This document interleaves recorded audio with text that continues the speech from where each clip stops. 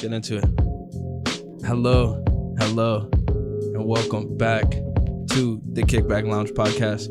My name's Drew Young. Got my co-host today, Kenny Brown, in the building. What up? And then the next man we're gonna introduce, some may describe him as a magician. That's how I describe him. Some may say artist. We got Master Barber, Mr. Brad Taylor, aka Trickey The Barber. How you doing? Hey, what's going on? What's up, fellas? Good. We're good. So let's get into the first question. Let's get into it. Yes, sir. I want to ask you, so how did you grow up? Are you from St. Louis originally? Originally, I'm from East St. Louis. I grew up in East St. Louis. Like, large family. It's actually 2 boys of us remaining. It's all girls, but grew up in East St. Louis. We moved to St. Louis when I was younger. Traveled around a lot, and I mean, even Fort Zumwalt, I even got some of that school district in me, but you know, kind of more Ferguson, Florissant, Hazelwood school district is where I honed my skills. Yeah. So how have you seen St. Louis change over the years, would you say? Man, I feel old as shit. Yeah. Yeah.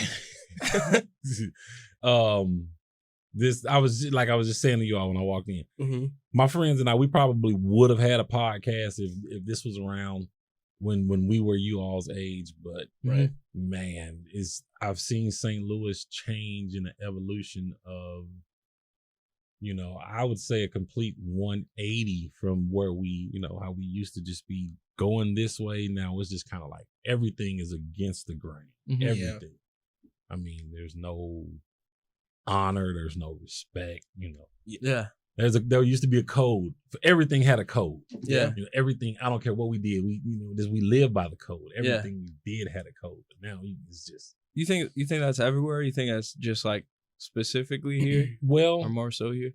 I think a lot of stuff is everywhere. Yeah. We're only gonna glorify what we're around, what we see. Right. You know, that's the news we get. Right. You know, now you all get everything on your phone. You can share it social Instantly. media, but instantly, it's just like, But you know, before, you didn't hear about something. I mean, I can tell a story about when you all ever heard about when the space shuttle blew up? No. With the teacher on it? Yeah. So you all don't remember. We were in. I grew up in a time where we were in a classroom where the teacher straight rolled. It looked like that cart right there. I mean, we had that a little bit. They used to roll in the TV. Yeah, with the fatback TV and the VCR. I was young though. They rolled that in there. And we watched the space shuttle blow up. And, you know, we watched it go up, and nobody knew what was about to happen. So that was that live? Dude, it was live. It was like we had no. Yeah, there was no DVR. All right. You know, we had with a 7-second delay. The 7-second delay was because of Richard Pryor, but that's another story. Shout out to Richard Pryor, man. Shout out to Richard Pryor. Yeah, for real. Yeah, that's like, dude, it's the change in the evolution of St. Louis. I've watched it. I'm not afraid, but I'm afraid. Yeah. I'm scared for you all. Yeah. No, yeah. It's like I'm not afraid. I'm just kind of like I stay away from danger, but I'm scared for you all. No, because that's like something that me and him talked about with plenty of other people from St. Louis. And, you know, one of our guys that's a realtor was saying similar stuff to it too. Like the property is just like so bizarre and all over the place because like the crime is starting to spike a lot more. Especially here. Yeah. Right. Especially in St. Louis. My friends get on my ass all the time. I'm a part conspiracy theorist, but it's not all conspiracies. I just believe a lot of things happen for a reason. I agree.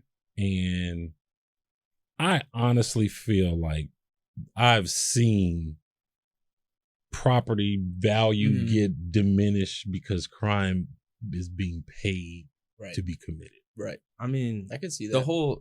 I think it was in North St. Louis. Like we talked about this too on that one episode, where the alderman got indicted for like basically taking money so certain buildings could be built and stuff, doing a bunch of illegal shit. So I wouldn't be surprised. Man, I grew up on the street. My friends, their family owned a house on this block up until recently. The family gave up the house. There's no one on this side of the street but elderly people in this house. These houses, nobody has any problem. Right. One night somebody just came and shot that whole side of the block up. Just sprayed everybody's house and car. Holy shit. I mean, these are just like people who they're not doing anything. Nothing. You're just eating dinner. What do you think happened? They start moving. They were selling. They're like, we up, we gone. Now somebody comes over and they buy those houses for $15,000, $20,000 because these people are desperate to leave. Yeah. Man, it's crazy. I believe. I agree. I mean, as a developer, I believe they'll pay, these little guys. Hey, here's $2,000. Yeah, right. Yep. These little guys, they run. You see them walking down Washington with ARs. It's crazy, man. No, yeah, facts. Man. Fight or flight for real. That's a change. Yeah, that's a change for sure. Man, there's no way. No way we would have walked around with guns like that. So what was the first form of art you got into? Because I would say haircuts is that's an art form. It is. Wow, the first form of art. I'm an artist by nature, so yeah. They talked about me in preschool. I was meticulous because I wasn't one of those colors that would just Yep. As a little kid, I was in between the lines and I would always trace out the picture first with whatever color and then I would color. Yep. And she just thought that shit was amazing. So when my dad come pick me up, she was like, watch this. And my dad was an artist. Yeah. And so my dad he used to paint signs. He had a business painting signs. My dad was a lefty. So we thought that was cool because he was a lefty. He had the best handwriting ever. Like most left-handed people I know, y'all write like shit. Yeah. Mine's terrible. Yeah. Dude, my dad, people would pay my dad to write greeting cards and shit like that. It was amazing. My dad was like, oh, but I watched him do art and that's where mine came from. Yeah. So fast forward the transition that's how I got into cutting hair. Because I was going to say, that really is a good transition. My mom was, like I said, a beautician. We're going to get into it, but same thing. My brothers always cut hair. He didn't go to school for nothing of it. And he would cut his own hair, line it up, just cut his own hair, line it up, be good to go. And it's just, he was very artistic. Yep. Draw all the time. That's funny, man. That's just how I got into barbering because I would draw. And I would the street I was just telling you about, the group of guys. I'm still cut this guy hair to this day. It's hilarious how we still together. I've been cutting hair 30-something years. Yeah. But I was drawing graffiti. You remember? Oh damn! I say you remember. You guys are 20 of my daughter's age. It's crazy. This shit is wild. But we used to, this is crazy. Y'all gonna learn a lot about. Hey, we're ready for hip hop. Okay. Before Instagram and all of this shit, when we had house parties, y'all know what house parties are? Yeah. Okay. We've been a couple. So you know what house parties are. Okay. Do y'all know what flyers are? Yeah. Of course. Okay. We used to have flyers, but we used to have to draw flyers. Oh, okay. So the flyers were hand drawn. Yeah. There was no laptops and none of this stuff. Right. So you had to and I drew. So it was around when what do you call it? Breakdancing and all that shit was out. So it was dope to draw breakdancing scenes and, you would get into it and you had to get, the folds in the clothes and the shoes. And it was just big to draw that. And I was dope with that. Yeah. People would come to me all the time. Hey man, we having this party. Can you draw? So I would draw the flyers and the flyers were kind of they were one of one. Yeah. And you would draw this flyer and somebody would hope like hell they could sneak into the office and get some copies of it. Yeah.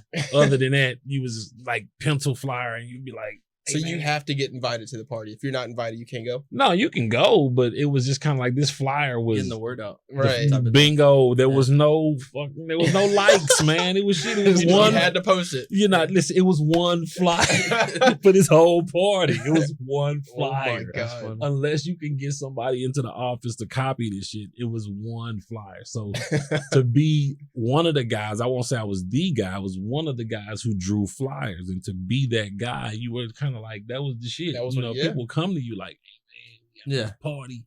So it was the thing. Yeah. So one of my boys came to me and he was I think we saw I forget what movie it was, but somebody had something cut into their head. I want to say it was Beat Street or something.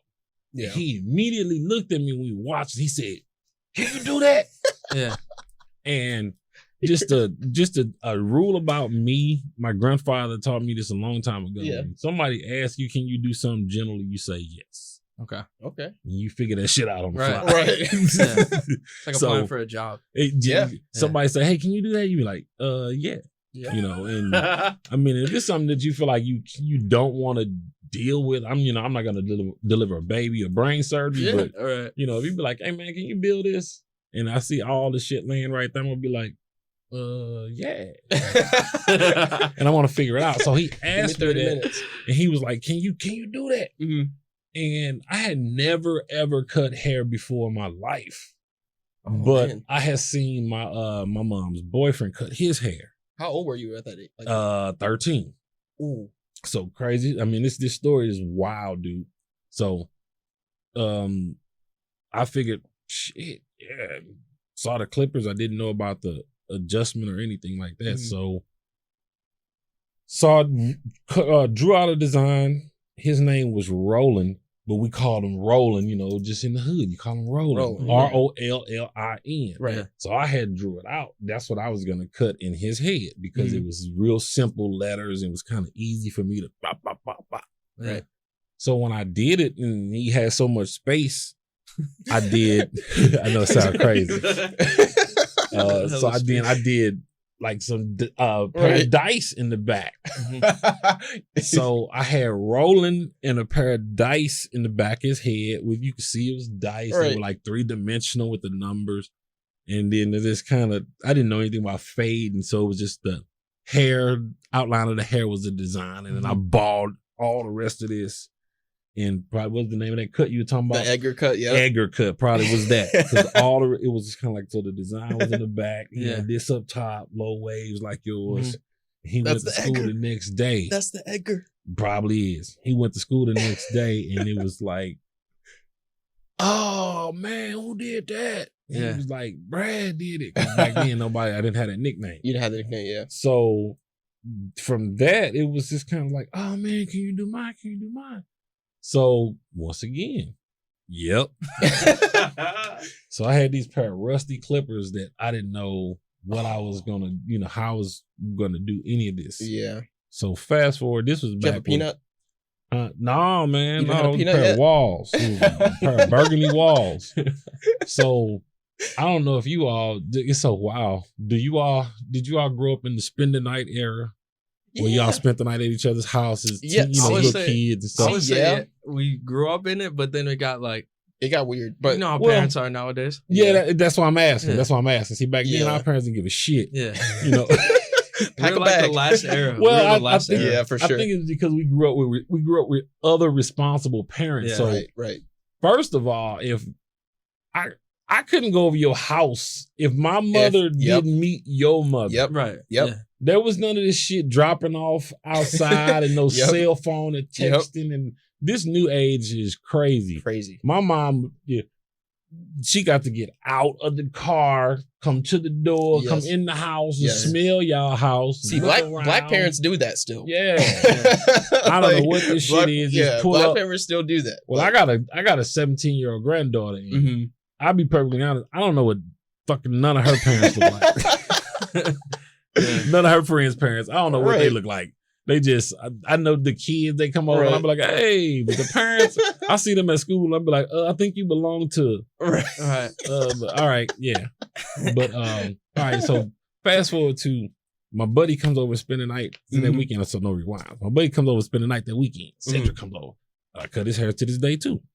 So. That's wild, bro. Cedric just wants a haircut. Right. His mom ain't playing that design shit. Yeah. She not into all that. They church, straight lace. Oh, yeah. He come on with a design, nigga, it's over. It's over.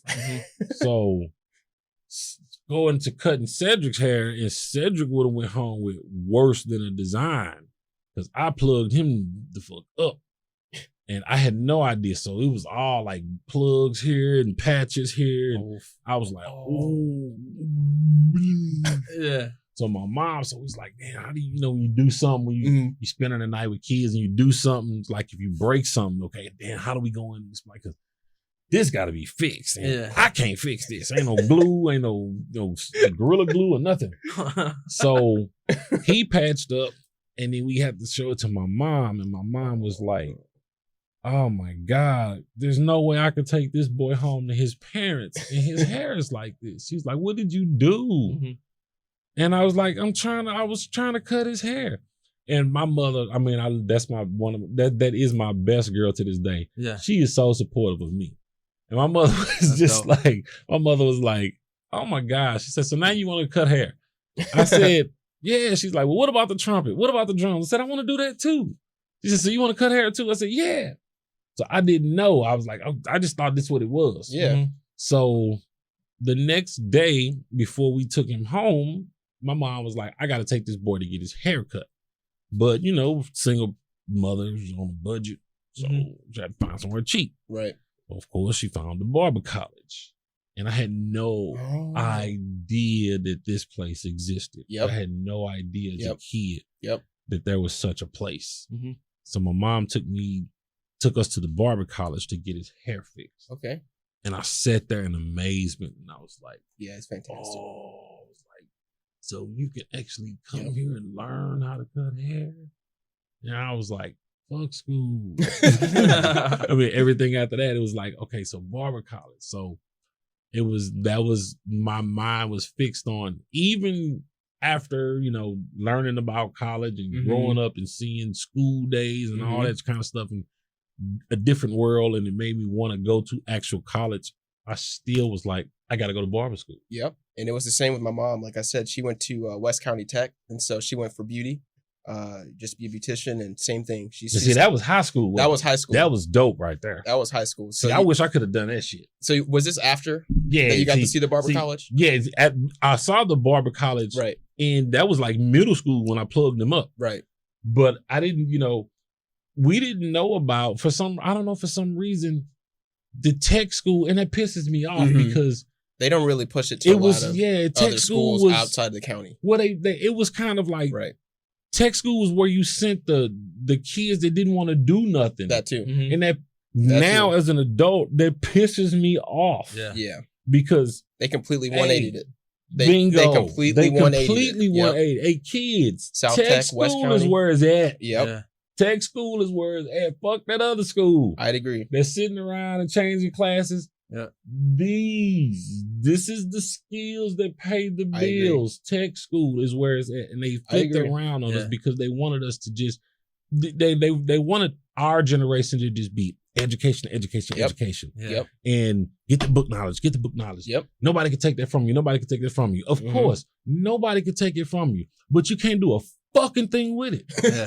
No, that's facts. That's facts. Because like we had that same mentality as like you look at the tech schools and it would be like kids like, oh, I'm learning to be a nurse. Yeah. Oh, I'm learning to be a firefighter. And you're like, this shit. Because Like, it's getting better, but at the same time, it's like he said, it's like, you know, we were kind of shown in junior year. So like we got it a little bit early. You guys didn't even get a chance to kind of get that. And if you did, it was like you said, it was like all the bad kids go there. We knew about tech school early on, but in middle school, it was kind of like, it was looked down upon. Okay, so keep in mind, I told you where I grew up. So I was Ferguson Middle, Ferguson, Florissant, Hazelwood. So there was North County Tech over there for us. I grew up in North County. I'm a boy. North County is a whole nother. How long we got? That's a whole nother conversation about that word. But okay. Please, because I grew up there too. So. Okay, so North County Tech was what we had. And it would be told like, all right, you're going to end up in North County Tech. Yep. All right, you're going to end up in North County Tech. So you would feel like if you did something in school bad, you know, or you misbehaved, you were going to go to North County Tech and you felt like that was something bad. Right. Dude. Stigma on it. I could have learned all this. I could learn all this. Bingo, seriously, that's what I'm saying. All of this shit was in tech school and we didn't know it. Nursing, firefighter, cosmetology, all this shit was in tech school and we didn't know it. You know, here we are. We think I went to Hazelwood East. Hazelwood East was probably like maybe 15 years old when I got there. So it was a fairly new high school. And we thought we were the shit. Yeah. You know, because we were. Is that the new one with the white building? Yeah. We thought we, had the newest school and it was off the highway and man, please put me in tech school to this day. Yeah. I mean, it was definitely a different. I feel like they do it differently now. They definitely show kids a lot earlier. They show kids it's like an opportunity for them. But I think it's interesting because it's like my mom went to tech school during that time too, and so she didn't really know what she wanted to do. So when she got there, it kind of gave her a field. Man, it's just the education system. I'm a barber now, but I retired as a consultant. Part of that was adult facilitation, and I had to go around and try to teach companies to understand that when you're training your employees, y'all doing it wrong. First of all, you're training adults. Yeah, and most of these people come from multiple jobs, or a job at customer service industry where they're standing up all day, they're moving around, they're doing something.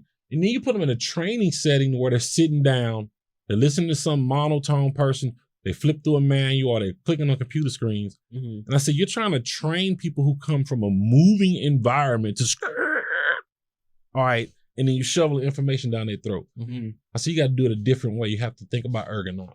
So first of all, get these fucking tables and chairs out of here. You order high tops and you order high stools, and you give them an opportunity to, stand up and flex and move around. And watch the difference of the people, your retention rate from the training. And I worked for a couple of airlines, and they did this and saw it. It's like, okay, wow, damn, big difference. Right. Because like stools like that, you'll see people are standing up and they're flexing and they're moving. You think they ain't paying attention, they're retaining more information than you think. Yeah. You let somebody sit at a table like this and, man, they on their phones. Heads down here, they're sleeping. And it was a totally different dynamic. So I'm in management, so I see that every day. Like every day when we're training new people to come in. Every single day. Every day. And so it's funny you said like the business consulting. Like how much does that play a part in like you being a barber today? Man, that's 1,000%. I love to tell people that's the story. Something I like doing too. When I did consulting, I wasn't just like I wore a suit and tie, but my aspect was I needed to get to know your business because there's no way I'm going to come in and tell that lady sitting at the desk out there anything about what she's doing if I haven't done that. Right. I can't sit there and say, well, you need to be doing this throughout the day. So I need to take that job and understand what that does. And that's what I used to do. So I would come in and I was straight all day long, and people be like, well, who's that dude? And they'd be like, oh, he's somebody coming to work here, or he's somebody coming to fix something. And you would just go all day long, and you sit and you take notes and you kind of jot down. And then you go back and you kind of report. So that plays a huge role into this today because as a barber, you meet so many different people. And I would, I say this with the utmost respect, but to be a successful barber, you have to be a psychopath. Okay, why is that? You have to be a psychopath. Break that down for us. Okay. You have to be able to operate, to function with multiple personalities within yourself and know this. Okay. And you have to be able to know that you are different people. You can't be a person that's like all over the place and have all these different personalities and you don't even know it. And people be like, damn, man, you be flipping out sometimes. And man, you be, no, you have to, I'm a chameleon, but I'm also a psychopath. Yeah. It's like being a coach. Yeah. Because you got different people on the team. So you have to know, all right, I got to talk this way to this one. Him I can yell at. This one I can knock upside his goddamn head. And you have to be able to be all of those different people. But for the knucklehead that you had to hit to know that you ain't no punk because he see you talking to him soft. He had to be able to look in your eyes and know that, man, Coach fucked me up. That's facts. But the little guy be able to know that, yeah, man, Coach mean this, but he really won't hit me. Yeah. And the only person that can pull that off is a psychopath. Okay. Like most CEOs and most of our geniuses are psychopaths. To be a successful CEO, there's no fucking way that you can do that you can be at work all day, crunching numbers and being an asshole, and you got to fire people. And shipment didn't come in, and then you got to go home and deal with your family, your kids. Just had a bad day at school. Your daughter, you got to be a psychopath. You got to know how to flip that shit on and off. So with we talked about like schooling and like being a barber and stuff. Do you feel like, how important is it for a barber to be licensed? Very. Okay. Break that down. The reason I say that is because the license is the license is law. Right. There ain't no school gonna teach you how to cut hair. Right. You're either born with this. This is something that you know how. You're like, okay, I see. You're born with it and you hone it. Everybody sitting in this room, you're born with whatever it is you are going to do. Mm-hmm. It's up to you to figure out what that shit is and like to hone it. Your purpose, you born with that. Mm-hmm. You're born with it. It's up to you to figure out what it is and to hone that shit. So the reason it's important is, here, I'm gonna flip that shit around. Like, we got some time. You can edit all this shit out if you need to. But I'll tell you a story about that, why it's important. Mm-hmm. I'm gonna give you a long story and I'm shortening it down. We got time. Okay, cool. It's a guy. This little boy wanted to learn about jade. Okay. The stone jade. Right. So they sent him to this village to talk to an emperor. And this man was supposed to know about every single stone, but he was an expert on jade. He could tell you everything you want to know about jade. So he gave the boy a stone of jade. He said, walk with me, my son. So he walked with this man all day. This old man talked about everything under the sun except for jade. He was like, what the hell? He said, well, at the end of the day, they got back to the house, the little compound, took a stone. He said, you come back tomorrow. I teach you about jade. The boy was confused. He's like, oh. So he came back the next day. He gave the boy the stone. He held it in his hand. The same thing happened. This went on for a week. And you would think, why is this little boy coming back? Because the little boy knew. He wanted to learn about jade. And he knew this was the man to teach him. Everybody's told him, this is the man that's going to teach you about jade. He's going to teach you everything you need to know about jade. Just go to him. So he had faith and he stuck with that. So finally, as we all would, on the 7th day, he got fed up with this shit. And he told the old man, he was like, the old man gave him the stone. He said, here, walk with me, my son. And he gave him the stone and the boy grabbed the stone from him and he was getting ready to throw it down and like enraged, like, this is bullshit. And he held it. He said, wait a minute. He said, what is this? He said, this isn't jade. So you tricked me. And the man looked at him. He said, there it is, my son. Took the stone out of his hand. He said, you know everything you need to know about jade. And the point of that story was, it ain't shit I can teach you. You already know about it. Holding it and feeling it, having it in your hand, being able to possess it. Right. Let him know everything he needed to know about that stone. It wasn't shit that man could tell him about it. Mm-hmm. The origin, none of that stuff. Just feeling it was all he needed to know. Mm-hmm. So if he ever touched another piece of green stone, he would know instantly, that ain't jade. That shit ain't real. Mm-hmm. So all that story to say this, when it come to cutting hair, I can put them clippers in your hand. You can go to school, they can put the clippers in your hand, but if you don't have that feel for it, mm-hmm. It's them standing there talking to you all day about, okay, hold clippers this way and you turn this way, you're not going to get any of that. Mm-hmm. If that feel and you understand how to listen for cutting hair and how that works. And you can apply that to any aspect of life. Anything. Right. School licensing is law. Yep. There is shit about this business, that you have to know in especially in Missouri. You gotta have a license for everything in Missouri. Mm-hmm. But you have to know the ins and outs. And most of it, 80% of it is sanitation. Mm-hmm. Clean. You're dealing with people.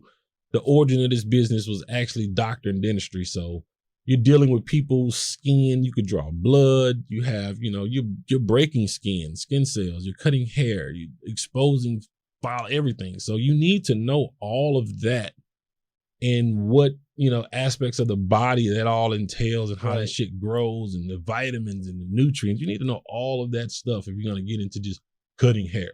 Yeah. That's where school comes in. I never even thought about it that way. A lot of people don't. That's why there's a lot of people that don't have licenses hanging on walls because they can cut hair, but do you know the business? It's like, once again. Right. Because when you get your degree in that, you actually do get, or when you get your license in that, you actually you're able to do work on skin and nails and stuff too, aren't you? Yeah. I mean, you can get the license range from an aspect. You can get barber, cosmetology, right, esthetician, or you can get crossover license. And Right. the crossover license is going to cover Cover all of those. Right. So you can do, all of them within an aspect. That's interesting. But like a lot of people don't understand, the shampoo is it's a noun and a verb. It's not just a thing. It's not something you just actually go and buy in the store. Shampoo is a verb. It actually it's what it's doing to your hair. It opens up that follicle and it pulls the dirt out, and then it does something. It's not just a thing. It does something. It's a verb and a noun. So to shampoo hair, you're just not doing. I mean, it's weird when you get into it, but when you learn it and you learn how you condition after you shampoo, and you learn why you do that. Yeah. And then you learn how that gives you a better haircut. And people just don't understand it. So you learn that kind of stuff in school. Yep. And my mom actually had clients where they would pay extra money, literally extra money for her to wash their hair. Yeah. And the reason being, she had a tactic she'd use. It's very basic. Like whenever she'd lather the soap in, she'd be scratching that scalp. Scratch that scalp.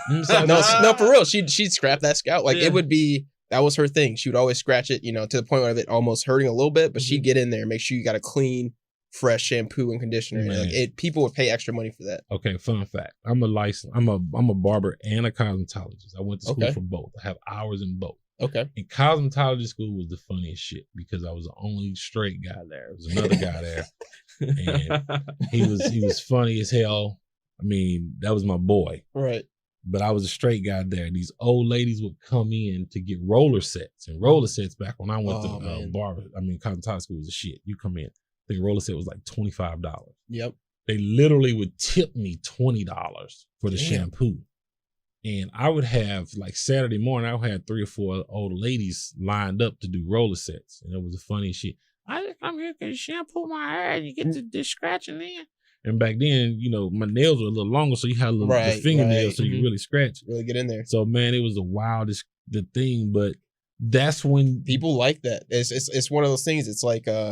when you go to a car wash and they kind of like, wipe the inside of your car for free or something like that. It's like that extra level of business. You know what I mean? And people will pay more for that because you're basically going above and beyond for them. And so you take care of them. It's a la carte. Right. Like you're going to tip your waitress more. She comes over with that glass before your water's empty. And she's on point. She sees, okay, like she already knows. Yep. She can get that extra tip. Yeah. Thanks. So let's switch the gears. Let's go back to your flights a little bit. Okay. So I noticed, like, just going from your Instagram page, like, and the name of your barbershop, all that kind of stuff, it's big in what you do.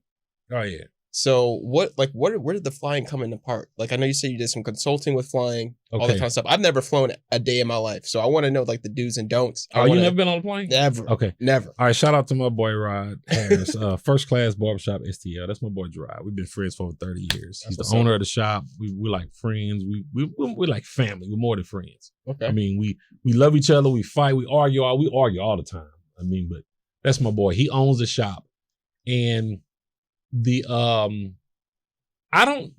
honestly don't know where he got the name of the shop from. Okay.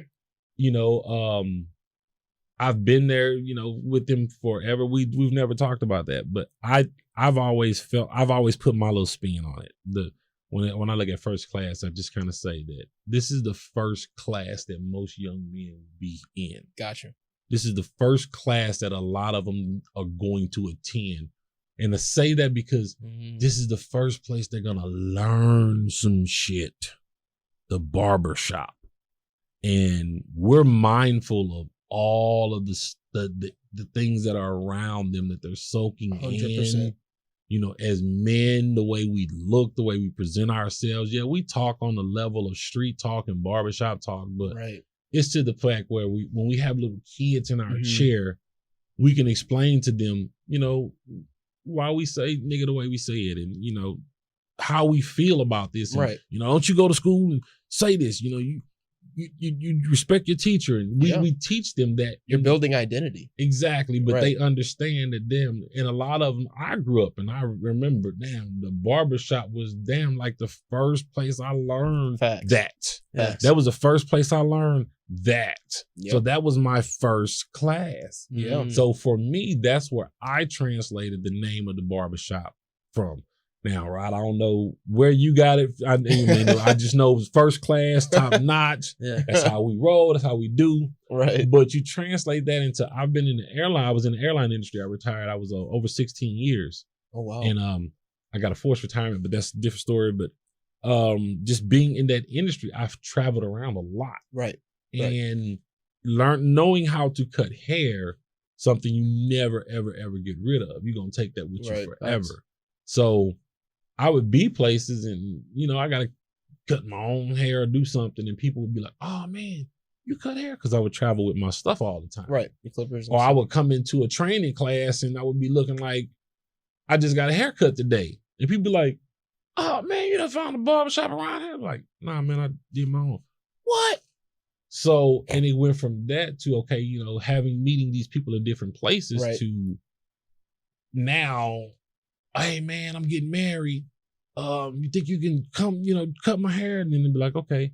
So when you work for the airline, you travel. Everybody knows you just travel. You get up and go and drop a dime. It's like, hey, I'm there. Yeah, I can do this. Once again, somebody asks you to do something. Mm-hmm. Yeah, of course. Hey, man, I'm getting married in Bermuda. Can you be there? Yeah. So, hell yeah. It went into that to just kind of being in the right place at the right time and cutting.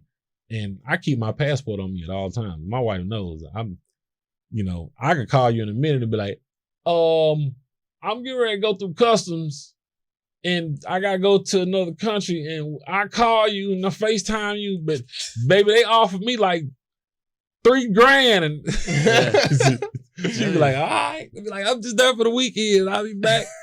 So I keep my passport on me because it's that, it's that and just traveling and just. Is that important, you think, to have a passport? Oh, yeah.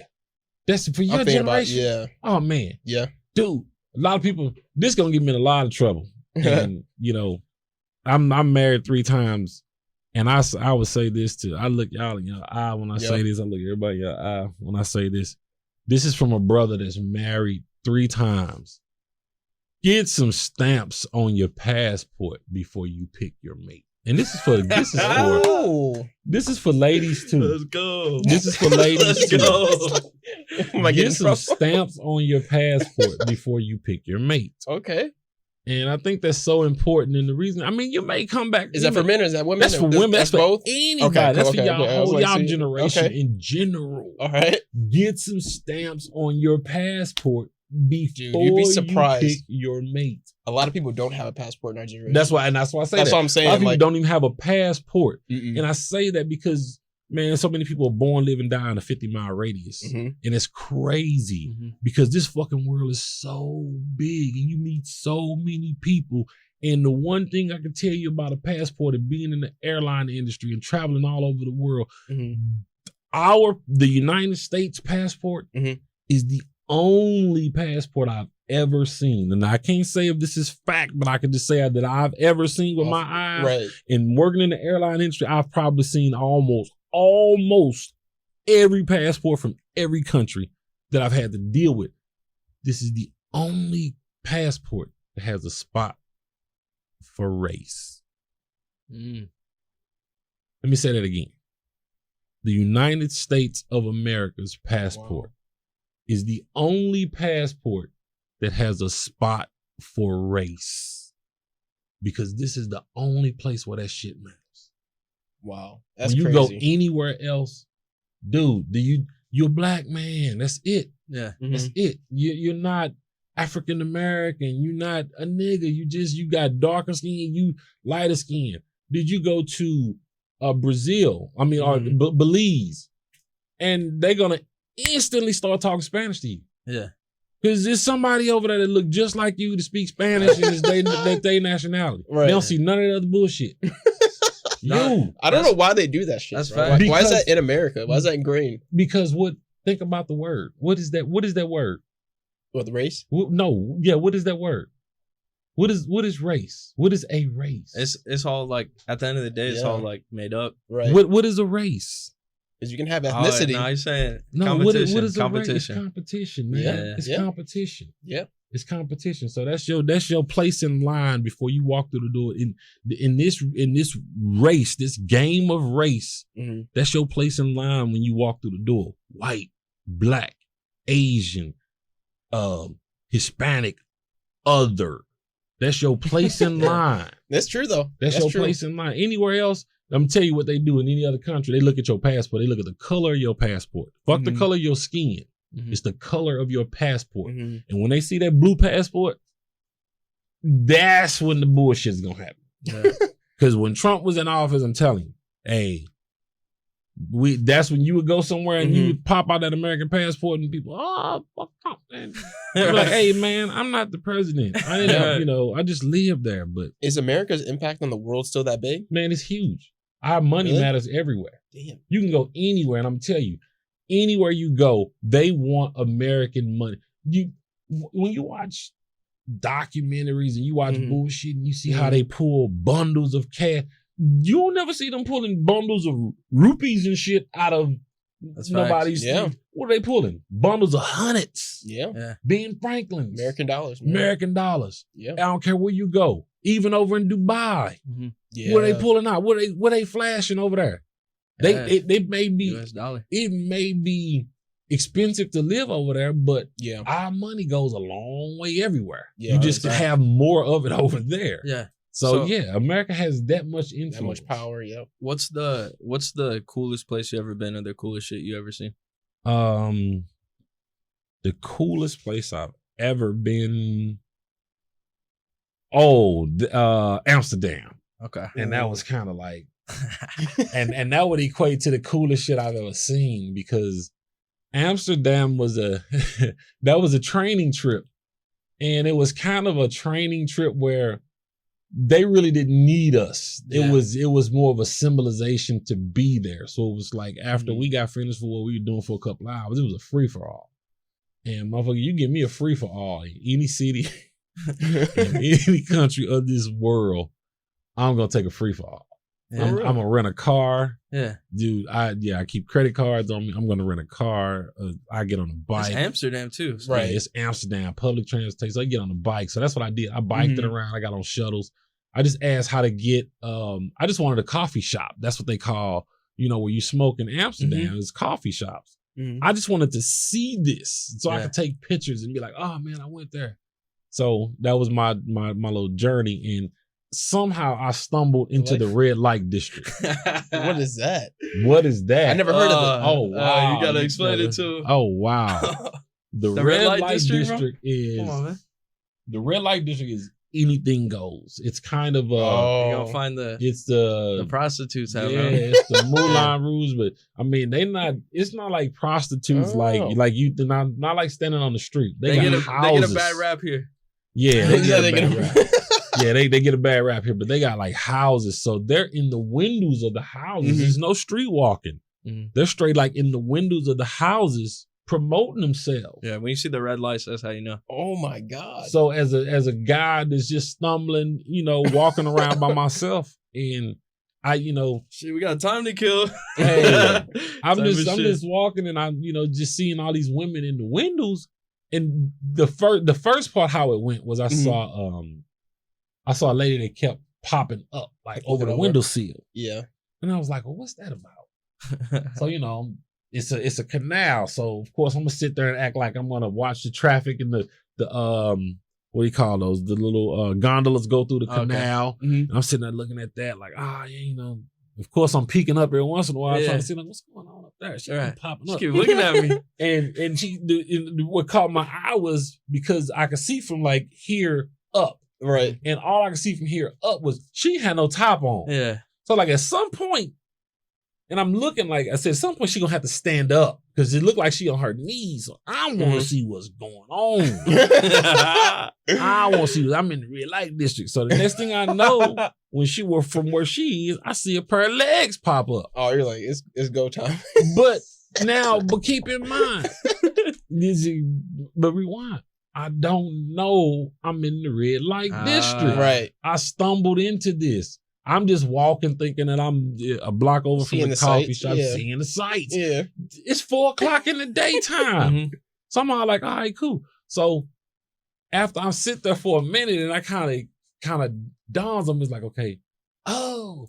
So then I'll take a couple of steps down the sidewalk and look to the left, and there was a lady standing in the window in lingerie, and I was like, oh man, what do you do now? Get the fuck out of here.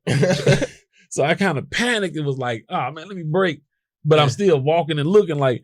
And my whole mindset was I didn't want to get caught. Right. You know, I was there on a professional level. On business and stuff. Business. Right. I don't ever want to get caught on camera or doing nothing else. Like, once again, I just wanted to see the coffee shops. I didn't want to go smoke. I just wanted to see, like, does this shit really happen? Yeah. I saw old men sitting on the street rolling up joint, old white men. They were like, damn. They sitting on the street rolling up joint. I was like, wow, this shit is for real. So stumbled into the red light district, and that was like the wildest. That was like you know, the craziest place I've been.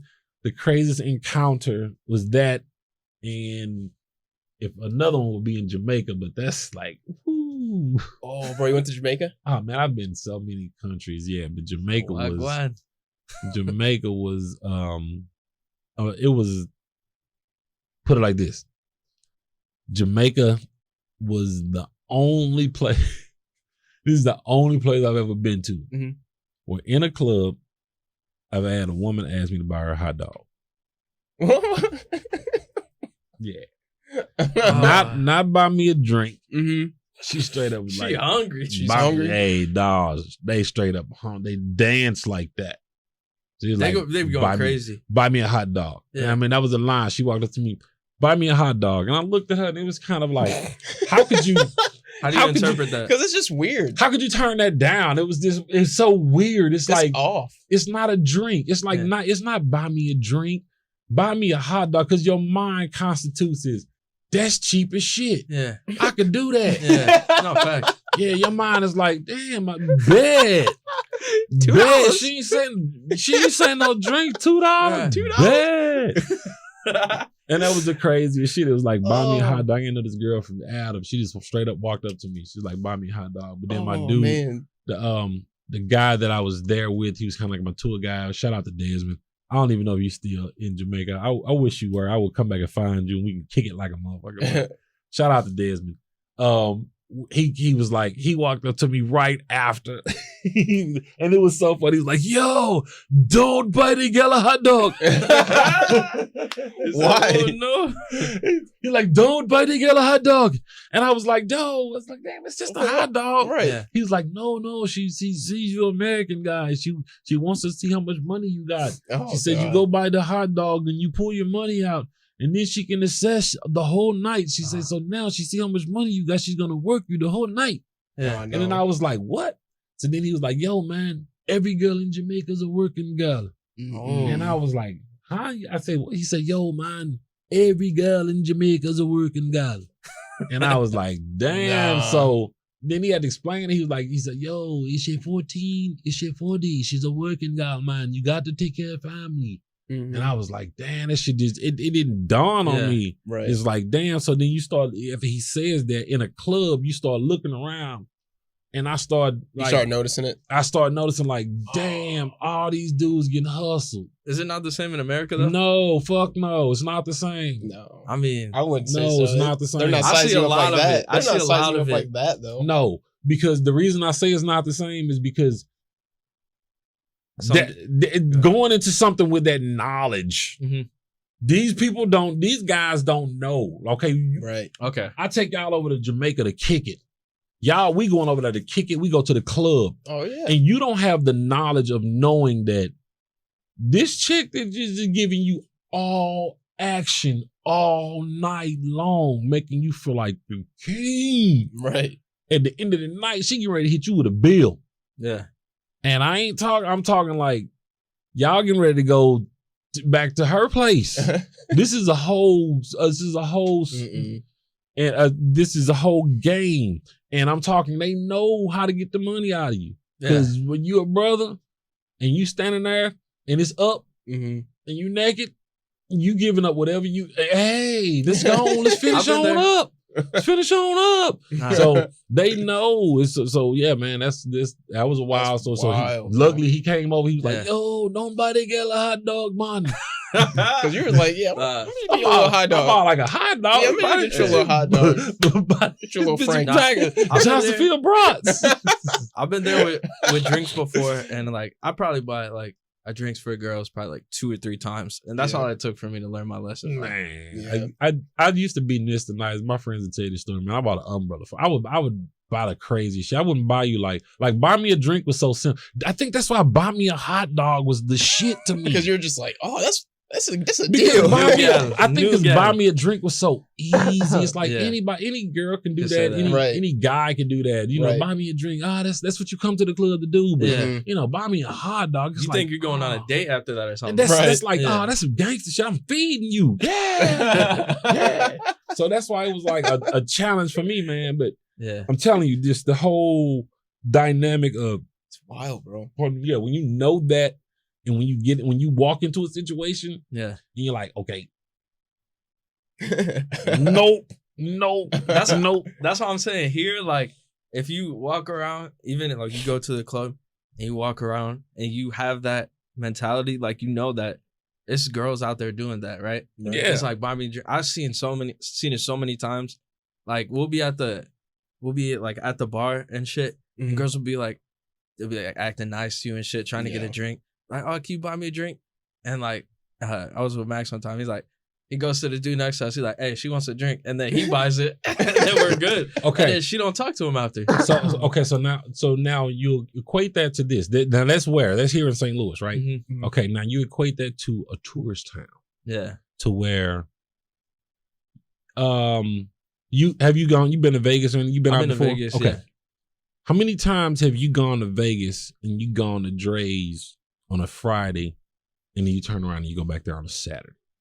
I mean, in Vegas, it's like every. But you're not gonna go. But you're not gonna go to the same club back to back. Right. So you're gonna hit this club tonight. Boom. Tomorrow you're gonna hit another club because you're on vacation. Mm-hmm. This is what you're doing. Right. So these girls that live there, that work there, they know this. That's so crazy. So they know. They know the rotation of my roster tonight is gonna change every night. Bro. That's wild, bro. So their mindset is they're probably running it up too. Man, when I say run it up, so they scope you out. They scope you out for the night, and you're their king for the night, man. They rub your head. Mm-hmm. They if you just want to sit there and chill out, you ain't no dancer. They sit on your lap, sit there and rub your head. Mm-hmm. You need something to drink, daddy? And then they hypnotize it's a whole game. Hypnotize. So they wave to the waitress, because the waitress, they tipping the waitress. I'm gonna tell you, dude, I'm gonna tell you how much of a game it goes down to. It goes all the way down to they have their own security, their own like bouncers that's driving them around. Yeah. So they got signals they throw all night. They sit on your lap and the waitress come right over. Oh, get my honey here. He wants so. And what's she on? Juice. Something real simple. She real low. She ain't spending your money. She real. Oh no, baby, just give me the witch's brew. I take simple. Orange juice. Yeah. Something real simple. She done already got the hot dog, so now she on something simple. Yep. It's real easy for the night. Rubbing your head, man. You feeling good? You on vacation? I sat there, dude. After he showed me this, he told me this. He was like, "Man, just sit back and watch." Right. And you sit there now. I'm on one. Now I'm all like, and I'm that dude. You show me something like that. I'm like, I'm the detective. Right. I'm all like homicide. Yeah. I want to figure out how this nigga got killed that night. Right. So I'm sitting there watching it, and I'm like, damn. And you see, that's when I noticed the hand signals though. Mm-hmm. She do this, and then the girl would just come right over. Meanwhile, table full of dudes sitting over here by ourselves. We like, hey, you come over, the waitress? Yeah. None of that. Nope. They got the people that they're working on because the waitress know she getting part of that. Waitress in on it is crazy. Waitress in on it, so she getting part of that. So they getting you juiced up all the way to when the lights come on. Now you starting to, he said, now watch all these guys. He said, watch these guys get excited. Yeah. He said, they gonna start grabbing girls and so we just laughing, scoping it out. Mm-hmm. Sure enough, these niggas happy now. Arms around chicks. Come on. They all walking out, snapping fires. Yeah. He like, now watch. He said, when we got to the parking lot, we watch, he's like, now watch. Like when you over there, anything was a cab. Mm-hmm. Like usually Nissan Sentras and shit. Mm-hmm. But He's like, watch, all these cars pull up. So the cars start pulling up.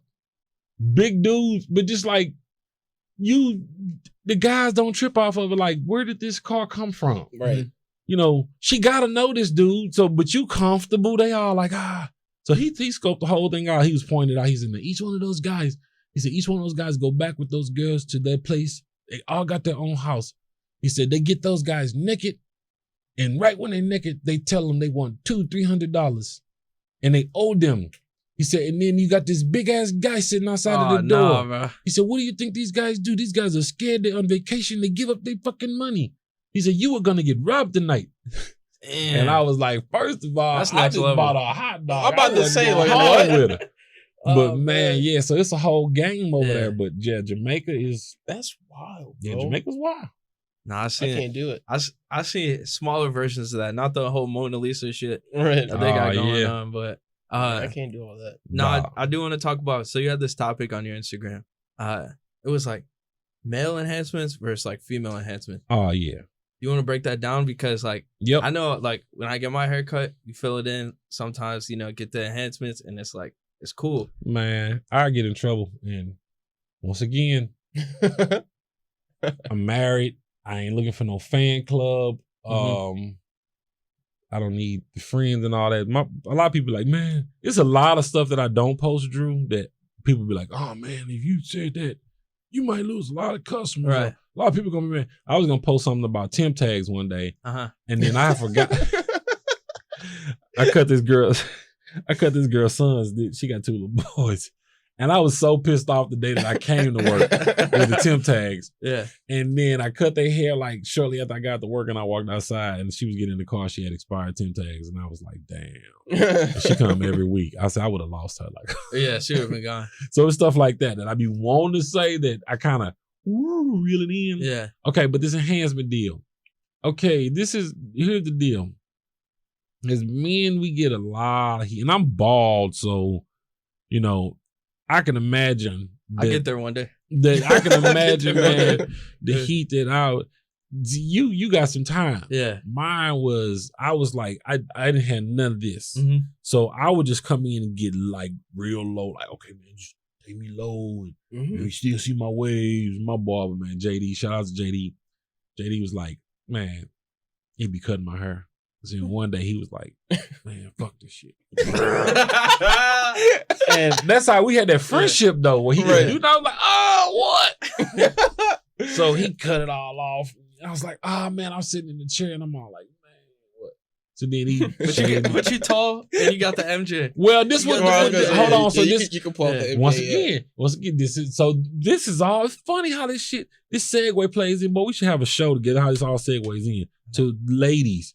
So it was the approval from the ladies that day in the barber shop that he cut me bald that made me feel like I could be myself. Yeah. All right, I was losing my hair. I was in my fucking 20s, man. I was like 24 years old. Mm-hmm. Should not have been losing my hair. But Jordan was out then. It was cool. Like, okay, bald head, dark dude, Morse chestnut. I had all this shit back in me. Yeah, nigga, I was Ricky, all this shit. Big Daddy Kane. So cut my shit off bald. And I could go with that. And it allowed me to be myself. Right. But at that time, we weren't skilled on those enhancements. Yeah. Right. My So barber you had to. You had to. It was either this or that. Nigga, it was either look stupid or cut that shit off. Try to be cool. Look stupid or try to be cool. Right. So you have to embrace the cool. We didn't have the in between where you could, learn that my barber and JD's an artist like me. Mm-hmm. He drew. He's a DJ, so he knew all that shit. So I know he would have been cold with the fillers had we had it back then. Get that LeBron James. Yep. And I would have rocked that shit because I love my waves. Carlos Boozer. But back then, it was kind of like take it off. Right. So I say all that to say this: we as men, we take so much fucking heat. Do we? We carry the weight of the world is on our shoulders, and people don't give us half of the credit for it. Yeah. But as men, you're not supposed to show your feelings. You're not supposed to have emotions. You're not. It's so much. It's so many don'ts. And I'm only a black man. I don't know about white man life, or Hispanic, anything. But it's so many don'ts in our lives that we get bogged down with the shit that we can do. So with the enhancements, there's this avenue that became available for men to kind of hold on to some shit. And, right. you know, I can throw some little color in my beard, man, make it dark to make the gray go away, take some years off of me. Mm-hmm. You know, and it's that confidence booster to make yourself feel good. But when a man does that, they had to hear, oh, he got that shoe polish on his face, and you know, you look like you got Sharpie on, and what you doing all that for? And yeah, there were barbers that was fucking it up, and didn't know what they were doing. That needed to learn. It was some shit to learn. It was a learning curve to spray it. paint. But spray paint is okay. Think of a dope ass graffiti artist. Now anybody can take a spray can and just go and write spit on some shit, right? But it takes a dope ass graffiti artist to take that can and actually give you those levels and dimensions of the shading. And okay, it's a little dark here, and then I'm gonna pull that shit out a little bit to make that. I'm gonna elongate. It's art to that shit. Yeah. It's art to it. Mm-hmm. So when we got to the point where we can develop and we can do that, and we grew to that, men were still taking heat, you know, that once again, y'all generation with this is internet, the social media, and it's kind of like everything is instant. So, you know, you post a picture, he's fake and he got fake hair and we ain't doing that shit and that shit gonna wash off and gonna sweat in the club and blah, blah, blah, blah. LeBron gets it every day, man. Every single day. But then I say this, but think about it, man.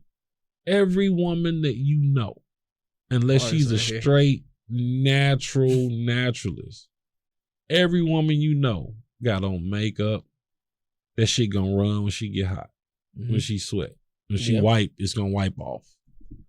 Eyeliner, lipstick, fake ass eyelashes. Yep. All these aesthetics that they put on, the bulletproof vests, the body shapers, the Spanx, the Skims, heels, all of this shit, the heels to give you some height. Crazy, all of this shit to enhance themselves. Braids, fucking lace fronts. Yeah. That is the biggest, oh my God, ladies, y'all in these fucking lace fronts. That is the biggest. Oh, Gayle King. Oh my God. I wake up every morning. And I'm a news freak. I just have to see what the fuck is going on. But I'm in love with Jerika Duncan. And Gayle King be on the TV all the time. And I'm like, fucking just replace her with Jerika Duncan. But Gayle King, man, be on there with lace fronts. And I look at her and I be like, boy, I bet if you ever get a man, and I don't know if you all ever seen this movie called I'm Gonna Get You Sucker, where he get home and just the lady, she start taking everything off. And I'd be like, man, I know that's certain people I can look at and be like, boy, I know that's her. Exactly when she get home. Yep. But ladies, I mean, you get the brothers, we got fibers, which are, you know, it's a synthetic fiber, the color of your hair. Mm-hmm. And we have spray. And I can't think of shit else. And now I think they hair plugs. Well, hair plugs. Hair plugs is something totally different. That's Hans Wyman. I'm not talking about. I'm talking about some shit that you can go into the barbershop or the beauty shop and get. I'm not talking about surgicals. That's straight surgery. That's LeBron shit. What do you think? They about take the ass hair off you and then they put it on your head. Oh, yeah, bro. I mean, they'll find a spot. Yeah, they don't have to be ass. I mean, what I think about it, fuck, it's a probably $1 billion industry at this point because people want to hold on to their hair. So I think it's fucking awesome. If I knew how to do it, I would do it. Mm-hmm. You know, if I had clients that wanted that and I knew how to do that replacement, once again, you ask me, can I do something? Oh, yeah, I can snatch that hair off your underarm and put it up there. If I could afford it, bro, I would definitely be in there. No, once again, I mean, I'm about to go take a class on microblading. Yeah. Mm-hmm. Microblading is what these ladies are doing, the tattooing the eyebrows and shit like that. But that's gonna be able to. I'm gonna enhance that. Not only will I do eyebrows, but I'll be able to fill in up here. Is that the one with the string? Beards. No, that's threading. That shit, I don't know. That's torture. That's medieval torture. I don't know how nobody. I did that shit once. I want to punch that lady. It's crazy. That shit burned. I was like, oh my God, don't you ever do that shit again. Women on my love eyebrows. that stuff. Fuck that. But yeah, microblading is like tattooing. It's kind of like a semi-permanent tattooing. Gotcha. And you do it in the design. It's real intricate. But you know, shit, I'm about, once again, my travel. I'm gonna go out to LA. I spent a week out in LA class is like $3,000. I'm gonna take this class and learn microblading. But Okay. that goes into this is a Mhm. business, man. Right. You have to continuously put into the education of what you're doing. Right. With me doing that, taking that investment of flying out there, spending that money, you know, it's kind of like a $10,000 investment is what I put in myself. I said I do that. Spend $10,000 to do that. But now let's break that down for you. Mhm. I was spending that $10,000 to do that. Women pay between $700 to $800 for that session for 2 hours. Okay. What's the like, I guess, barber culture difference between here and California? Yeah. I'm curious myself. I honestly, and I mean, I'm going to say this with all due respect for everybody in California, because I'm, you know, I want to be as humble and I want to remain as humble as possible. And this would be on YouTube or wherever else. I honestly don't know. I've met a few barbers out there, but I don't know the culture. I don't, there's a difference in style of cutting. In every zone, everywhere you go, there's a difference in the way people cut. And I've gone online. I've studied a lot of barbers' haircuts out there, and there's a lot of competition. But then there's a lot of room where I can just kind of, move in and be like, excuse me, and just make my own way. Yep. So the culture out there is it's diverse. Let me say that word. It's diverse. Yeah, because you'd be a fool to think that you're going to be in any barbershop in California and not get any kind of client to walk in there. Yeah. You could be the hardest, hoodest hip hop shop and you're going to get a white dude to walk in there like, oh, can you cut my hair? Or there's going to be some Asian guy to walk in is like, can you do fake? Right. So, yeah. And it's like that, the shop I'm in now, but in California, that's like every other client. Yeah. And I've gone and I've, sat in the shop that I want to be in and just kind of sat and saw who's coming through the door, and it's like, yeah, buddy, you better be ready for that. And then another thing in California is a lot of military bases out there. Yeah. And they all get fades, right? Man, they all get fades. They get fades every week. They got to get haircuts every week. So that's where the lucrative comes in. It's because you have a repeat, you got so much clientele and, they got family, they got kids. Just, so it's a lot. It's a market out there where you can, this is, go back to tech school. We were talking about that. This is a 6-figure industry. This is where you can make 6 figures with your eyes closed. Easy. You can't show me any other job legally where you can make 6 figures and have fucking fun all day long. Right. I mean, I don't know where. Somewhere you're gonna have a boss on your ass. There's gonna be some reports due. You're gonna have to clock in and out. There's a lunch break you gotta take. It's something. Are you on salary and you at home and you get emails in the middle of the night?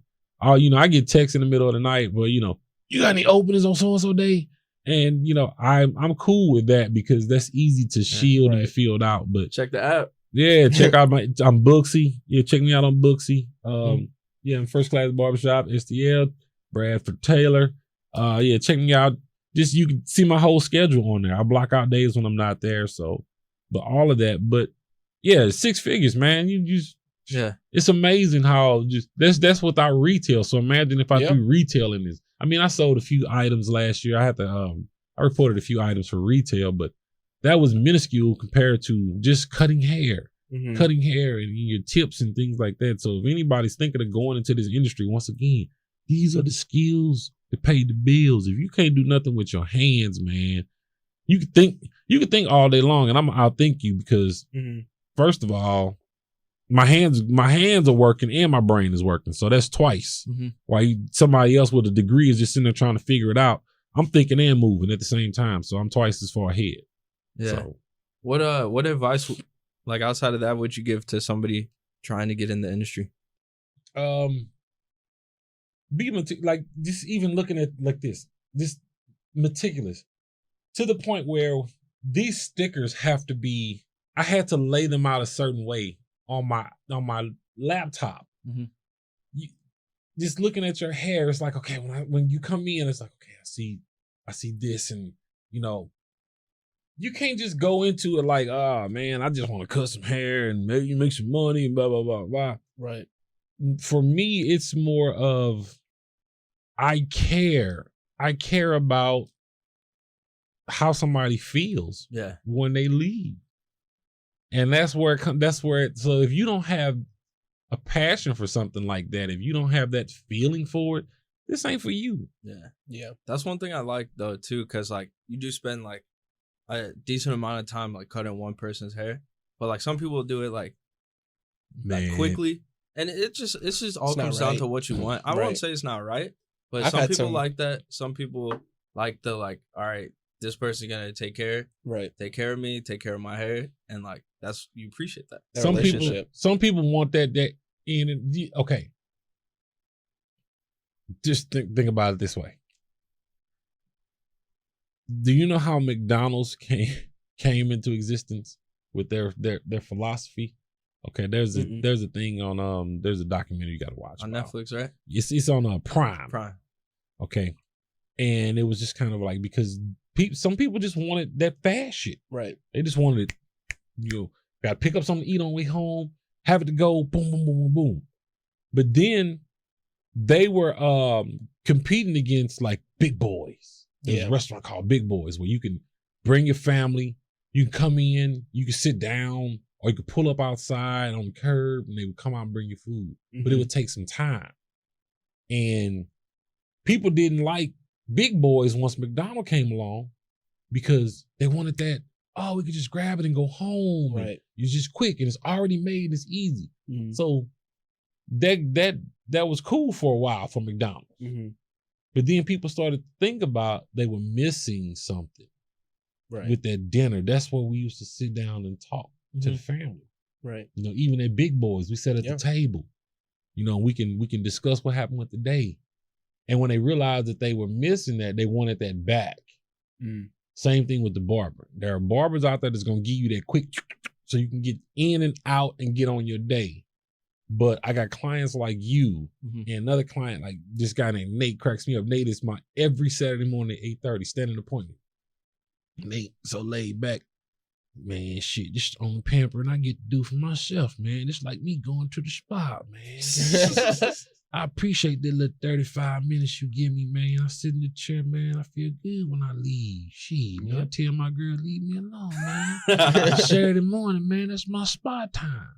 And for guys, you think about it, man, that's all we got. Well, you know, how many of us go get manicures and pedicures? Right. You know, I get massages, but not that often. But, you know, we don't have those moments to do stuff like that. We don't have the skin treatment. So, you know, when we get that little time, it's like, man, when you spend that time with your client, and you can, because then you can see, you like, I get some people that sit there, and I ain't gonna lie, y'all piss me off. You huffers and you fuckers that constantly pick up your phone and click it and looking at the time. Here's my thing. Here's my allotment. I charge what I charge for haircuts because I know what I'm worth by the hour. So therefore, what you're paying for your haircut, you're paying for 30 to 45 minutes of my time. Yeah. Now, if you want to pay me for 10 or 20 minutes of my time, I am glad to give you that. But it's still going to be at the same rate. So you divide it, you do the math, and if you want that quick ass haircut, you're still going to pay me half of the price for half of the time. But it's going to look like that. Yeah. So I take my time and I do what I do because I feel like you chose me for a reason. And that's what we need with like that kind of stuff. I went to a barber. This dude was eating like a plate of wings. Like he was having a whole like to go plate of wings while cutting somebody's hair. Yeah. Completely messed up the cut.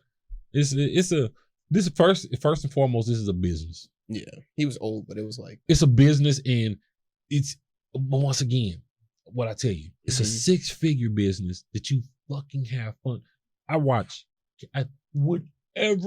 You could text me in the middle of the day and say, hey, did you see blah, blah, blah? Or you need to watch so-and-so? And I can just talk to my remote control with technology. It's crazy. I can just be like, hey, Play so-and-so, blah, blah, blah, blah. That's while I got the clippers in my other hand. Mhm. And it'll come on the TV.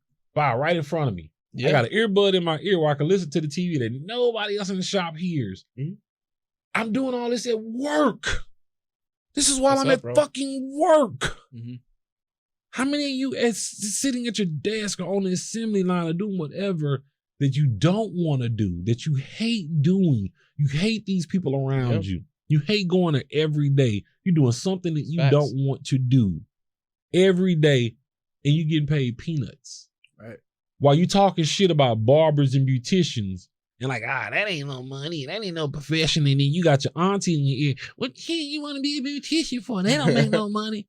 Trust me, coming from a barber and a cosmetologist, 6-figure business. Yeah. Y'all are sleeping. So if you want to get into this, if you want to do hair, do it the right way. Learn about it, learn the process, get your license, and understand, man, that this is a career. This ain't a job. Yeah. You just haven't had fun doing this shit. Facts. Where can they find you at? All right, you can find me. I'm deathly afraid of social media. So I am that's because, man, my attention span is like short of a grain of rice. So I'll be down a wormhole in a minute. So I'm only on Instagram. It's Trickey_the_barber. That's Trickey, Trickey. Yes, Trickey _the THE_barber, BARBER. So Trickey the Barber. Trickey's my nickname. My real name is Bradford Taylor. I'm rebranding myself. Everything you're gonna see shortly will be. That's thanks to Drew. Drew told me, he's like, man, you know, Paul, give a shout out to him, man. This guy's like, or I tell you, these guys are like my son's age, but it's amazing because I kind of gravitated towards him. He came in and told me what he did, and I'm like, man, cool. I need you on my team. So he's been right there helping me out with a lot of stuff, and he said some things to me that made sense. So he was like, man, no, man, you know, like I see names like Paul Mitchell, you know, names like that. You should just brand yourself as your name. Yeah. So that's where a lot of things are going to be rebranded. There's a Brad Taylor already. It's a great author. I read a lot of his action novels, but I'm going to be Bradford Taylor. So I'm going to use my government name. I mean, I ain't got no shame. I ain't running from nobody. There you go. I'm free and clear on debt. Got a great ass credit score. So I'm just going to be me and be myself. So Bradford Taylor is what I'm going to change my page eventually, but that's where you can find me. Or check me out at the barbershop, First Class Barbershop, First Class STL. 5332 West Florissant Avenue, St. Louis, Missouri, 63120. And the phone number is 314-389-9292. You want my cell phone number? Come and sit in my chair and get a card first. Yes, sir. All right, that's how we do it. We appreciate you coming on the podcast. It was a good podcast. Sir, yes, sir. Learned a lot of shit, a lot of Appreciate knowledge y'all, out man. there. And I mean, I appreciate you being my barber, man. Before I didn't fucking I didn't really want to get fades and shit for a long time. I didn't really have a beard yet either, so yeah. But I used to think like, people just do that for other people. But once you actually, it makes you feel good. Like being clean cut and like shit, you just notice a big difference. Okay, well here's a big difference for you. Thanks to the iPhone and this crazy invention that they want to throw on there, where these photos pop up, and you get these pictures that you've taken over time. Yeah. And I've kept the portfolio. Yep. So your first haircut came up. And I was like, dude, he looks so much younger. His beard was so small. Yeah. I was gonna say, he looked so much younger. Yeah, I was like, wow. So I was gonna put them next to each other to be like, just show, to show like, for one, the difference. The difference. Yeah. That says a lot to me. Yeah. No, people facts. don't understand. That says a lot to me as a barber when somebody trusts you with their look. Yeah. And for that long. And then when they transition, they want to go through things. So for me, that shit mean a lot, man. It's not, I don't just do it. I wake up every day and I'd be excited to get to the barbershop, man. How many of y'all excited to get to work? That's crazy. Yeah. I'd be excited to get to the barbershop every day. Man, get into this. Yeah. All right. It's facts. What's up, bro? Thanks for listening. Make sure you guys rate 5 stars. Go subscribe. Go check him out at Trickey the Barber on Instagram. Ken, you got anything? That's all I got, man. Thank you for coming on, man. That's right on. Oh, I'm on Booksy too. Some game. So you looking for a barber? Check me out on Booksy. Yeah, Booksy. Oh, Booksy. Get the app. Yes, sir. All right. Shit.